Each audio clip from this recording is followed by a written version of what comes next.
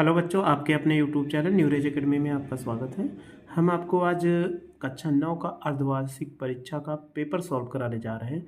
इनमें सॉल्व करेंगे कैसे पेपर को सॉल्व किया जाता है और पेपर को क्वेश्चन कैसे हम सॉल्व करते हैं, अच्छे मेथड से पूरा हम सीखेंगे। तो आइए क्वेश्चन पेपर को पढ़ते हैं और अच्छे से सॉल्व करते हैं। तो देखो, ये लिखा हुआ अर्धवार्षिक परीक्षा है कक्षा 9 का गणित का, और समय आपके पास 3 घंटा दिया गया है। तो पेपर 3 घंटे के अंदर आपको सॉल्व कर लेना है। लगभग 2.5 घंटे के अंदर पेपर सॉल्व हो जाता है। बहुत ज़्यादा बड़ा पेपर नहीं होता है, तो 2.5 घंटे के अंदर पेपर सॉल्व कर लीजिए। और ये 70 नंबर का है, 30 नंबर प्रोजेक्ट का होता है, उससे मिलता है। तो चलिए आइए अब क्वेश्चन को हम पढ़ते हैं। तो क्वेश्चन सबसे पहले पढ़ने से पहले एक बार पूरे पेपर को सर से निगाह से पढ़ लीजिए। कभी भी पेपर आपको मिले तो एक बार जल्दी जल्दी पूरा पेपर पढ़ लीजिए, मुश्किल से 5 मिनट या 3 मिनट के अंदर।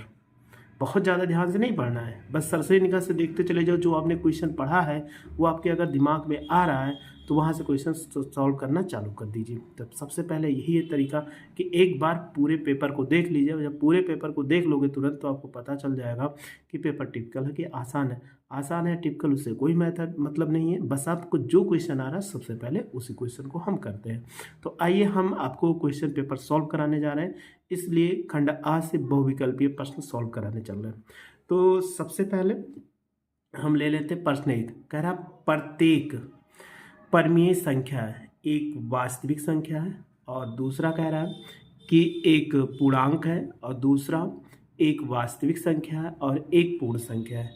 तो अगर आपने इनसे पढ़ा होगा तो इसमें नंबर आपको मालूम होगा 1। अगर हम लिखते चले जाएं इनमें संख्या कि 1 होता है और 2 होता है और 3 होता है एंड सो ऑन। और इसमें क्या होता है -3 -2 -1 और 0 एंड सो 1 2 3 ऐसे चला जाता है। और अगर आप पूर्णांक में आओगे, पूर्ण संख्या में, तो इसमें क्या आ जाएगा कि अगर 0 1 2 और 3 ये सब। तो अगर ये भी देखो वास्तविक संख्या में आ जाता है, यहाँ परमीय अपरमीय दूसरा हो तो दोनों होता है। तो इसलिए ये तो ऑप्शन हो नहीं सकता कि परमीय और अपरमीय संख्याएं जो मिलकर बनती हैं तो उन्हीं को हम क्या बोलते हैं, वास्तविक संख्याएं बोलते हैं। तो वास्तविक संख्या है। अब आपको देखो सबसे बड़ा तो परमीय कौन सा है, परमीय जिसे P/Q के रूप में लिखा, आपने पढ़ा था P/Q के रूप में लिखा जाए और Q ≠ 0 हो तो वो क्या होता है, परमीय होता है। तो आप देखोगे यहाँ पर इसका कितना हो जाए बटा 1 सबका कर सकते हैं, इसलिए इसका क्या पहला ऑप्शन सही हो जाएगा। क्योंकि उस ऑप्शन बी जो होगा वो करेक्ट होगा। ये भी नहीं हो सकता क्योंकि इसमें भी आ गया, ये वाला भी 0 1 2 3 ये इसी में आ जाएगा, इसलिए हमारा ऑप्शन जो होगा वो पहला बी वाला ऑप्शन करेक्ट होगा। चलिए अगले क्वेश्चन को इसी पेपर पे। अब ये संख्या है आपको लिखी गई, तो कभी भी ऐसा लिखा हो तो दोनों को एक रूप में लिख सकते हैं। तो 10 गुणे कितना 15। अगर आप इसको सॉल्व कर दो तो देखो 2 गुणे 5 और फिर 5 गुणे 3, तो एक जोड़ा हमारे पास बाहर निकला है, तो 5 को बाहर निकला, 3 दूनी कितना 6 हो जाएगा। तो 5√6 ऑप्शन बी क्या हो जाएगा, करेक्ट हो जाएगा। अगला देखो मानक रूप। इसमें कह रहा है कि 7x² + 8x³ + 1 और +2x का मानक रूप। मानक रूप का मतलब होता है कोई भी संख्या लिखी गई वो घात के घटते या बढ़ते क्रम, यानी घात के घटते या बढ़ते क्रम में लिख दीजिए तो मानक रूप कहलाता है। तो देखो सबसे बड़ी घात इसमें कितनी है, अगर हम देखें 8x³, कहीं पर 8x³, हाँ यहाँ पे 8x³ है। फिर उससे छोटी घात है यहाँ पर 7x2 है, तो 7 घाते 1। फिर इसके बाद देखो 2x है, तो यहाँ पर 2x, ये ऑप्शन करेक्ट हो जाएगा। ऐसे भी लिखना हमारा करेक्ट है। और इसमें भी देखो अगर हमने एक ले लिया कांस्टेंट, उसके बाद बढ़ते हुए क्रम में लिख दिया तब भी मानक रूप 1 लिखा गया। फिर यहाँ पे देखो 2x है तो इसकी घात है 1, फिर 7x², इसमें दोनों ऑप्शन सही है। कोई भी ऑप्शन अगर आप दो ऑप्शन में से एक, दोनों में से ए बी और डी में से कोई भी लगा दोगे तो आपको नंबर मिल जाता। इसमें दो ऑप्शन अगर करेक्ट में पेपर में मिसप्रिंट है, इसलिए हम क्या कर सकते हैं, दोनों ऑप्शन को सही मान सकते हैं। अगला है कि इसमें कह रहा है कि 4 नंबर, यदि px बराबर, यहाँ पे थोड़ा सा मिसप्रिंट है, 2√2 है, तो px बराबर x² - 2√2x + 1, ये इतना लिखा गया। तो कह रहा है p 2√2 का मान ज्ञात है। तो आइए इसको सॉल्व करना पड़ेगा, तो इसको हम सॉल्व करके आपको दिखा देते हैं क्वेश्चन कैसे सॉल्व करेंगे। लिखा हुआ है 4 नंबर, देखो कि px बराबर कितना x² - 2√2x + 1, ये इतना लिखा गया। अब यहाँ पर देखो p, तो आप x बराबर जो p के अंदर लिखा 2√2 रखने पर, अगर आप रखोगे तो कितना हो जाएगा, यहाँ पर रखिए यक्स के स्थान पे, तो कितना होगा p 2√2, तो ये हो जाएगा 2√2 ऑफ होल स्क्वायर, फिर माइनस 2√2 इंटू लिखा जा सकता है x की वैल्यू 2√2 +1, ये इतना हो। इसका वर्ग कर दो, अब वर्ग करोगे तो आपको ये मालूम है, इसका 2 का वर्ग करो, 2 दूनी 4, और ये हो जाएगा √2 का स्क्वायर हो जाएगा। इसमें भी 2 से 2 का गुणा करा दो तो 4 हो जाएगा, और रूट से रूट का गुणा करो, √2 का होल स्क्वायर +1। आप हमेशा एक सूत्र याद रखिए, अगर √x का स्क्वायर मिले तो x लिखा जा सकता है। तो देखो कितना लिख सकते हैं 4, अगर ये 2 है तो स्क्वायर रूट है यानी वर्गमूल है, तो हट के 2 दे देगा, और 4 ये भी 2 दे देगा +1। तो आप देखिए 4 दूनी 8 -8 +1, ये इससे कट गया, तो ये कौन सा 1 आ गया। तो कौन सा ऑप्शन सही होगा, अगर आप देखोगे ऑप्शन बी क्या है, करेक्ट है। चलिए अगला क्वेश्चन को सॉल्व करते हैं। अगला क्वेश्चन है क्वेश्चन नंबर 5। लिखा गया है कि बिंदु P के निर्देशांक 8, -8 हो तो वह बिंदु स्थित होगा। तो आपको बताना है, तो चलिए पेपर में थोड़ा सा बना देते, ज़्यादा बहुत यक्स, आप जानते हैं यक्स डैश ये वाई होता है, और ये वाई डैश ये निगेटिव होता है, ये निगेटिव होता है, ये पॉजिटिव अक्ष होता है, ये पॉजिटिव अक्ष होता है। तो आपको केवल चिन्ह देखना है, यहाँ पर ये प्लस है, अगर यहाँ पर देखो इस वैल्यू पे आएंगे तो पहले यक्स की वैल्यू ये प्लस होगा और ये माइनस होगा, ये तो होगा, और इस पर क्या होता है प्लस कामा प्लस होता है, और इसमें माइनस कामा प्लस होता है, और ये क्या होता है माइनस कामा माइनस होता है। तो आप देखिए 8 के पहले प्लस है, इसके पहले माइनस है, तो कहाँ पे है फोर्थ क्वाड्रेंट में, तो चतुर्थ क्या हो जाएगा, इसका करेक्ट हो जाएगा। चलिए आगे बढ़ते हैं। यक्स अक्ष पर स्थित सभी बिंदुओं की कोटि, अब अगर ये एक्स अक्ष हो गया, एक्स एक्स डैश हो गया, और ये वाई और वाई डैश हो गया, यक्स अक्ष पे कहीं भी चलो, ये तो कोऑर्डिनेट आपको मालूम था 0, यहाँ पे आए अगर 1 लिए तो 1 कामा कितना 0, आगे आए 2 तो 2 कामा कितना 0। तो अगर कोटि का मतलब वाई, तो यक्स अक्ष पर वाई की वैल्यू कहीं भी लीजिए वो हमेशा क्या आता है 0 आता है, तो ये 0 ऑप्शन हो जाएगा। और फिर कह रहा है यक्स अक्ष पर स्थित सभी बिंदुओं का भुज, भुज का मतलब यक्स का मान। अब यक्स अक्ष पे अगर आप चलेंगे, ये होता है यक्स अक्ष पे एक्स एक्स डैश, यहाँ चलेंगे 1 2 3 4, तो ये भुज होगा कि नहीं, और इस तरफ चलोगे -1 -2 और -3, ऐसे चलते हुए चले जाएंगे। तो अगर हम देखते हैं तो इस पे सभी बिंदु स्थित सभी बिंदुओं का भुज 0 तो आ रहा है, तो 0 यहाँ पे है, 1 भी आ रहा है, 2 भी आ रहा है, इसीलिए कह सकते हैं कोई भी संख्या हो सकती है, यानी -1 -2 -3 0 कोई भी संख्या हम लिख सकते हैं। अगला कह रहा है कि रैखिक समीकरण 2x - 5y = 7 केवल अद्वितीय हल होंगे, केवल 2 होंगे, अपरिमित रूप से अनेक हल होंगे, का कोई हल नहीं होगा। एक चीज़ याद रखिएगा, अगर एक खाते आपको ऐसे दो चर वाले समीकरण मिल गए, यक्स और वाई मिल गए, उसका केवल एक समीकरण दिया गया हो, तो एक रेखा अगर हम ऐसे खींच दें तो ये रेखा किसका है, ये रेखा का समीकरण 5y और बराबर 7 है। तो इस पे बहुत सारी रेखाएं जो होती हैं बहुत सारे बिंदुओं से मिलकर बनती हैं, तो इसीलिए इसको हम क्या अपरिमित रूप से अनेक हल हो जाएगा। तो ऐसे आपको कोई भी क्वेश्चन मिले, क्वेश्चन बहुत ही आसान है, बस आपको ध्यान से पढ़ना था। अगर आप ध्यान से पढ़े होंगे तो पेपर सॉल्व करने में आपको कोई दिक्कत नहीं होगी। तो 8 नंबर तक क्वेश्चन सॉल्व कर लिए, आइए इसके आगे सॉल्व करते हैं। देखो हमें बहुत ज़्यादा लिखने की ज़रूरत नहीं पड़ रही है कि लिखने की ज़रूरत पड़ रही है, पेपर में ही सॉल्व हो जा रहा है। अगला देखो, किस 4 -9 किस चतुर्थांश में स्थित, अभी हमने बताया ये क्या है प्लस है, ये माइनस है, तो आप अभी कोऑर्डिनेट में देख लो, ये प्लस है यहाँ पर, ये माइनस है, तो फोर्थ में ये भी करेक्ट हो जाएगा, तो हम इसको क्या लिख सकते हैं चतुर्थ में ये हो जाएगा। अब आपको ध्यान देना है कि इस पे कौन सी भुजा किसके बराबर होगी। अगर आप इसमें कह रहा है दिए गए चित्र में संगत सर्वांग समता लिखिए, तो कौन सा, अब चारों ऑप्शन को हम टिक तो नहीं कर सकते, टिक करोगे तो दिक्कत हो जाए, बस आप चेक कर लो। ओ है, ओ के स्थान पे ओ रहेगा, ये ओ सी अगर लिखा हुआ है, ओ ए बराबर क्या है ओ सी है, मतलब ए वाला जो पॉइंट होगा वो सी पर जाके बैठ जाएगा, ये इस पे बैठ जाएगा। और फिर देखो ओ बी बराबर क्या है ओ डी है, ये पॉइंट इस पर बैठ जाएगा, यानी बी का जो ए का काम करेगा वो सी करेगा, और बी का काम जो करेगा वो डी के स्थान पे आएगा। तो ऐसा देखो ओ के स्थान पे ओ आ रहा है, ए के स्थान पे डी आ रहा है, गलत है क्योंकि ए के स्थान पे सी आना चाहिए। ए के स्थान पे डी आ रहा है इसलिए ये भी गलत। अब यहाँ देखो सर्वांग शब्द ए सी हो गया और ओ के स्थान पे ओ ही रहेगा, बी के स्थान पे डी, तो ऑप्शन नंबर सी क्या होगा, ये करेक्ट हो गया। यानी ए आके बैठाओगे तो ये आखिर घूम के जब जाके ए का पॉइंट सी पर बैठेगा और बी का पॉइंट डी पर बैठ जाएगा तो ये सर्वांगसम हो जाएंगे। तो सर्वांगसम क्या होगा, जो ऑप्शन सी होगा वो सही हो जाएगा। अगला कह रहा है त्रिभुज पी क्यू आर में यदि पी आर बराबर पी क्यू है और पी क्यू बराबर पी आर है तो पी क्यू 60 अंश, यानी पी क्यू आर होगा यहाँ पे पी क्यू आर बराबर 60 अंश, तो कोण पी का मान ज्ञात कीजिए। बहुत ही आसान है, ऐसे हम छोटा सा चित्र ही बना के आप समझ लीजिए। ऐसे आपको लिखा गया, कह रहा को पी है और ये क्यू है, ये आर है। देखो यहाँ पी क्यू, ये भुजा है इसके बराबर और कोण कह रहा है पी क्यू आर, ये 60 डिग्री। तो आपने एक परिमेय पढ़ा था, जो कोण बराबर होता है उसकी भुजा भी बराबर, अगर भुजा बराबर है तो कोण बराबर, तो ये कोण कितना हो जाएगा, ये भी तो 60 डिग्री हो जाएगा।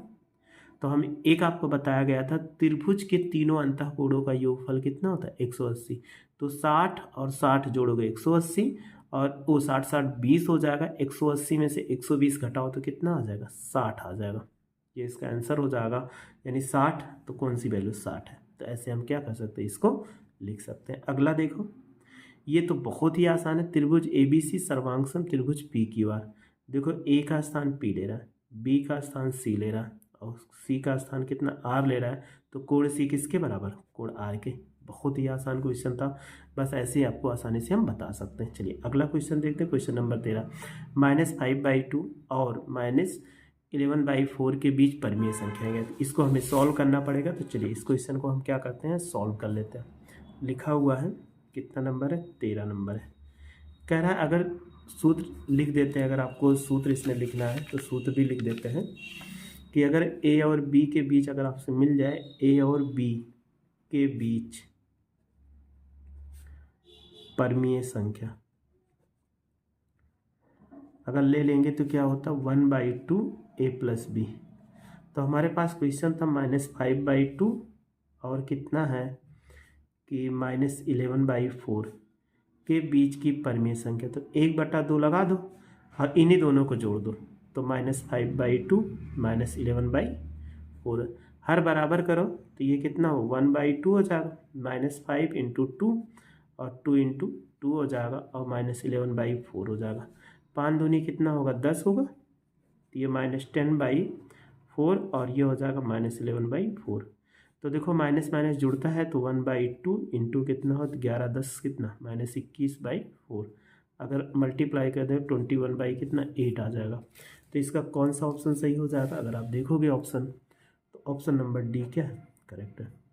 अगला है एक परिमेय संख्या का दशमलव निरूपण, कह रहा है निरूपण नहीं हो सकता, यानी कोई परिमेय संख्या हो उसका हम क्या कर सकते हैं कि दशमलव निरूपण नहीं कर सकते। तो कैसी हो सकती, कह रहा है शांत होती है, अशांत होती है और इसके बाद अशांत हो जाए आवर्ती और अशांत क्या होगी, अनावर्ती होगी। यानी कोई परिमेय संख्या मिल जाए और परिमेय संख्या का दशमलव निरूपण नहीं हो सकता, यानी उसको हम क्या कह रहा है कि दशमलव रूप में अगर हम उसको व्यक्त करने चाहें तो उस रूप से हम परिमेय संख्या को नहीं व्यक्त कर पाते, यानी P/Q के रूप में अगर दशमलव लिए तो ये क्या अशांत अनावर्ती हो जाएगा।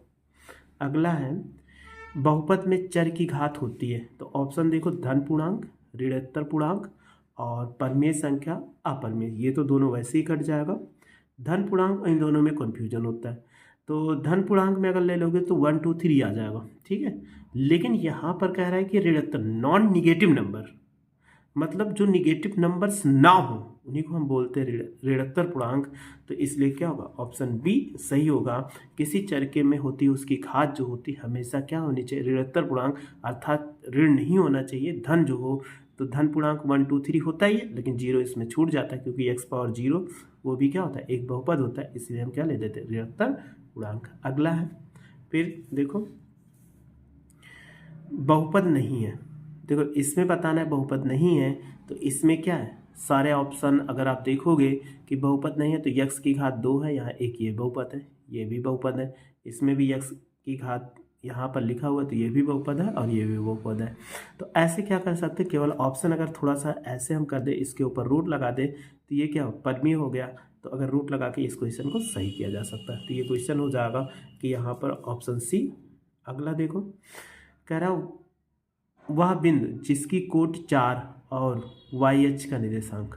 तो अगर कोई बिंदु वाई अक्ष पे होता है, याद रखना वाई अक्ष पे अगर कोई बिंदु होगा उसका कोऑर्डिनेट कितना होता है, 0, होता है। तो देखो इसकी कोट की वैल्यू कितना है 4, तो हम लिख सकते हैं इसका 0, 4 यानी y का मान 4। ऑप्शन बी जो होगा वो करेक्ट हो जाए। तो बहुत ही आसान क्वेश्चन है। अब के क्वेश्चन इसमें बहुत टिपिकल नहीं है। चलिए अगला फिर ये पढ़ते हैं 18, वाई अक्ष से बिंदु P3, 4 की लांबिक दूरी। अब हमें लांबिक दूरी बताना है। चलिए पेपर पे ही बता देते हैं ताकि आपको अच्छे से समझ में आ जाए। 18 नंबर क्वेश्चन है, आप पढ़े होंगे। ये क्या होता है x डैश y और y डैश हो जाएगा। कह रहा है बिंदु 3, 4 यानी x की वैल्यू 3 है, y की वैल्यू 4 है। अगर हम देखेंगे तो इसको ले लेते 3, 4।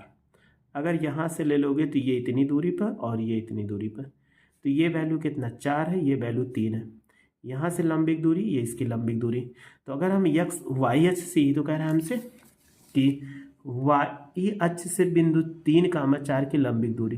तो y अक्ष से देखो लंबिक दूरी कितना, ये y अक्ष, तो यहाँ से यहाँ तक दूरी कितनी आ गई। अगर इसको p था तो इस बिंदु की दूरी कितना आ गई 3। तो ऑप्शन नंबर ए करेक्ट हो जाएगा।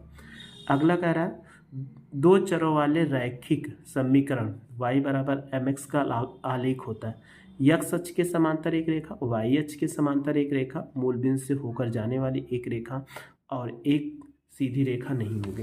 तो याद रखिएगा कोई भी क्वेश्चन आपको ऐसे मिलेगा y बराबर mx, तो ये y बराबर mx का है, ये हमेशा क्या होता है मूल बिंदु से होकर जाता है। यानी ये कोऑर्डिनेट है, मूल बिंदु O है तो O से होकर जाता है, इसलिए ऑप्शन क्या हो जाएगा यहाँ पर सी ऑप्शन करेक्ट होगा। अगला फिर 20 नंबर 2 चरों वाले रैखिक समीकरण का के होता है। क्या होता है, कह रहा है कि 2 चरों वाले रैखिक समीकरण का के होता, कोई हल नहीं होता, ऐसा होता ही नहीं। केवल एक हल होता है, नहीं।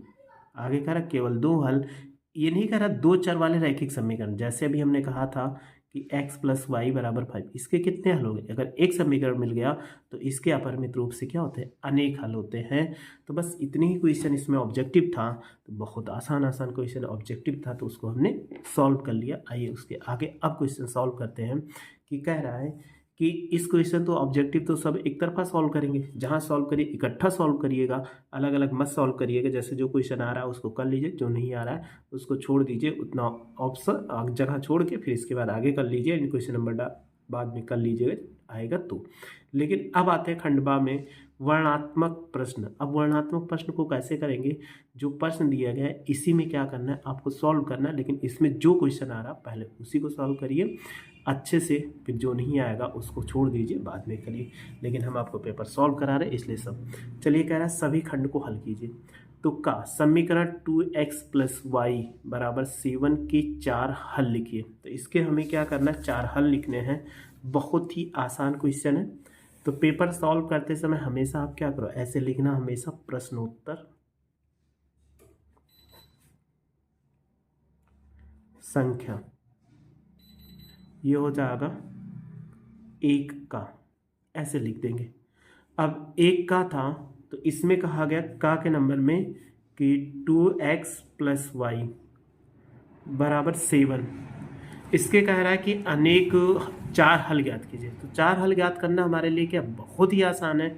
इसमें आपको ऐसे नहीं कोई प्रॉब्लम लेना है। तो आप क्या करो, ऐसे एक टेबल बना लो। अगर यहाँ y की वैल्यू निकालो तो कितना हो, 7 - 2x। तो ये कितना हो जाएगा, पहले x 4 हल ज्ञात करने हैं, ये x मानो, ये y = 7 - 2x। x = 0 रखो तो 2 में 0 रखोगे x में तो कितना, 2 शून्य 0, 7 में से 0 घटाएंगे तो 7 आ जाए। फिर 1 रख दो, तो 1 रखेंगे तो कितना, 2 × 1 = 2, 7 में से 2 घटाओ तो 5 आ गए। फिर 3 रख दो, अगर 3 रखेंगे तो कितना, 3 दूनी 6, 1 आ जाएगा। और भी ऐसे आप रखना चाहते हो तो रख सकते हो, चाहे जो वैल्यू आपको मिले वो आसानी से आप क्या कर सकते हो, उसको रख सकते हो। जैसे हमने क्या कर दिया, अगर हम 3 रख -1 रख दो तो 2 इक्के 2, 7 2 कितना 9, 4 हल आ गए ना। तो ऐसे बहुत सारे, अभी हमने कहा था ना अपरिमित रूप से ऐसे कोई भी संख्या प्लस माइनस करते रखते हुए चले जाएं तो अपरिमित रूप से अनेक हल निकल आएंगे। इसमें आपको बहुत ज़्यादा नहीं सॉल्व करना था, बस इतना ही सॉल्व करना था। कोई क्वेश्चन मिले तो आप इतना ऐसे क्या कर सकते हो, सॉल्व कर सकते हो। चलिए अब अगला क्वेश्चन लिखते हैं। तो ऐसे आपको जो क्वेश्चन मिले आपको ऐसे हमेशा क्या करना, प्रश्नोत्तर संख्या लिखना है या इसके बाद क्या करना 1 का इसको सॉल्व कर देना। हमेशा ऐसे सॉल्व करोगे, बीच में लिखिएगा तो आपको कोई नंबर माइनस नहीं होगा और साफ साफ सॉल्व करिएगा। चलिए अगला क्वेश्चन फिर देखते हैं। अगला क्वेश्चन लिखा हो, चित्र में x का मान ज्ञात कीजिए तथा समस्त कोणों की माप बताइए। x का मान ज्ञात कीजिए और समस्त कोणों का हमें क्या करना है, इसका मान बताना है। तो अगर देखोगे एक फिगर बना के हम समझा देते हैं। क्या नंबर 1 का खा है, 1 का खा ऐसे बना हुआ है फिगर, यहाँ पर लिखा हुआ है 2x और ये लिखा हुआ है 3x, ये b लिखा हुआ है और ये कितना लिखा हुआ है, ये c लिखा हुआ है और ये a लिखा हुआ है और ये d लिखा हुआ है। तो AB क्या है, अगर आप देखोगे AB एक सरल रेखा है। अगर सरल रेखा है तो याद रखना कि इनके एक ही ओर बना कोणों का योग कितना होता है, 180 डिग्री हो सकता है। तो कोण हम इसको O मान लें तो कोण AOC प्लस कोण BOC, मतलब AOC और BOC बराबर कितना 180 डिग्री। तो अगर आप इसमें वैल्यू पुट करोगे तो 3x और प्लस 2x बराबर कितना 180 डिग्री, 3 2 5x बराबर कितना 180 डिग्री। x बराबर काट दीजिए तो 180/5, 5 15 और 5 6 30, x बराबर इतना आ गया। तो अगर हम निकालते हैं कोण AOC निकालो तो AOC बराबर कितना 3x, अगर 3 गुणे कितना 36, 36 यहाँ कितना होता है 108 डिग्री हो जाएगा।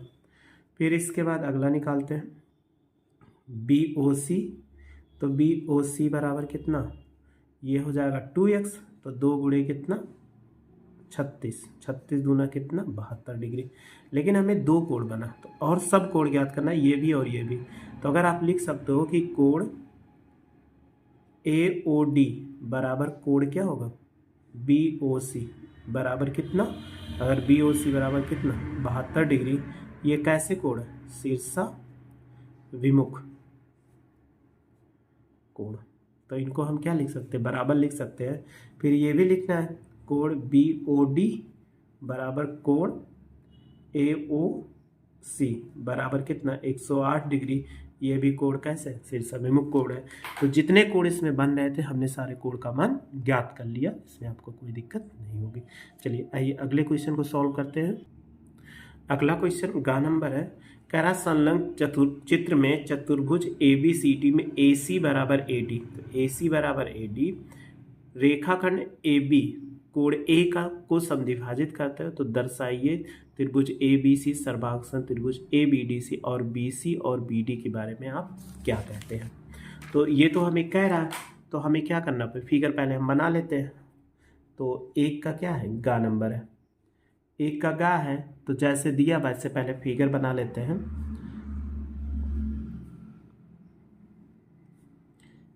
ये ऐसे चला गया, फिर इसके बाद ऐसे चला ACBD,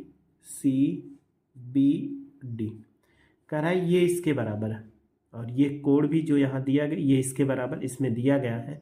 तो दिखाना है, सबसे पहले हम क्या लिखते हैं, अगर इस टाइप के क्वेश्चन में दिया है, दिया क्या है कि AC बराबर AD, ये तो अभी हमने बताया था। और क्या कह रहा है कि AB कोण A, यानी रेखा AB कोण A का समद्विभाजक है।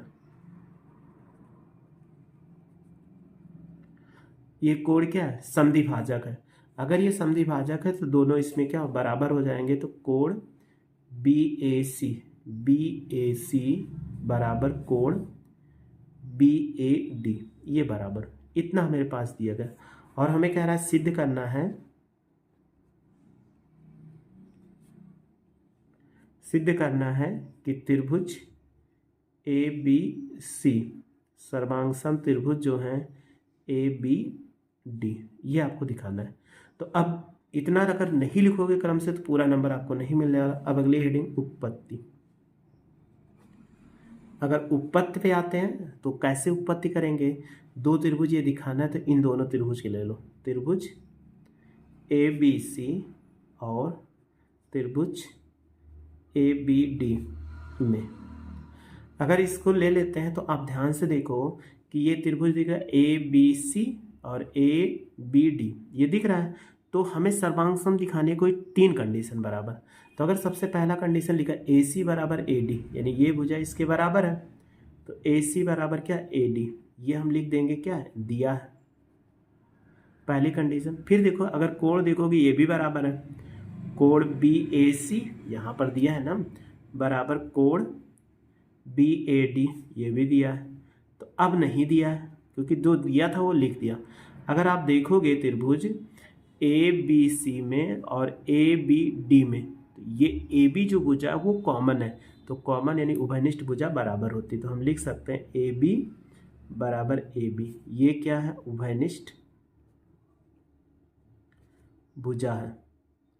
उभयनिष्ठ भुजा हमेशा क्या होती, बराबर होती। अगर 3 कंडीशन बराबर हो गए तो हम त्रिभुज लिख सकते हैं, त्रिभुज ए बी सी सर्वांग सम त्रिभुज ए बी डी।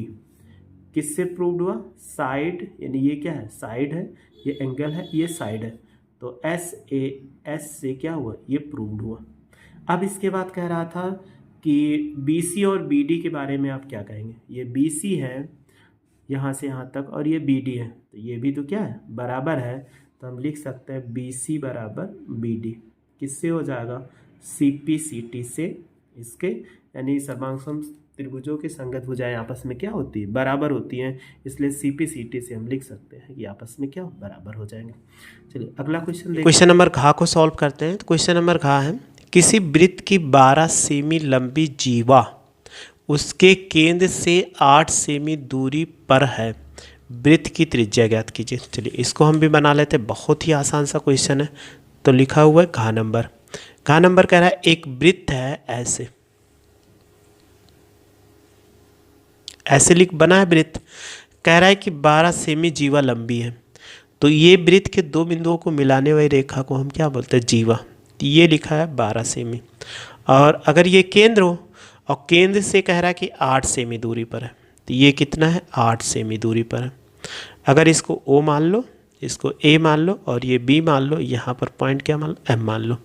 तो याद रखना अगर कभी भी दिया गया है तो AB जो होता है, अगर AM निकालोगे तो AM बराबर 1/2 AB होता है।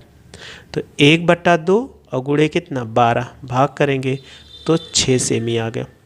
अगर आप देखोगे तो OM बराबर कितना हो जाएगा, 8 सेमी हो जाएगा।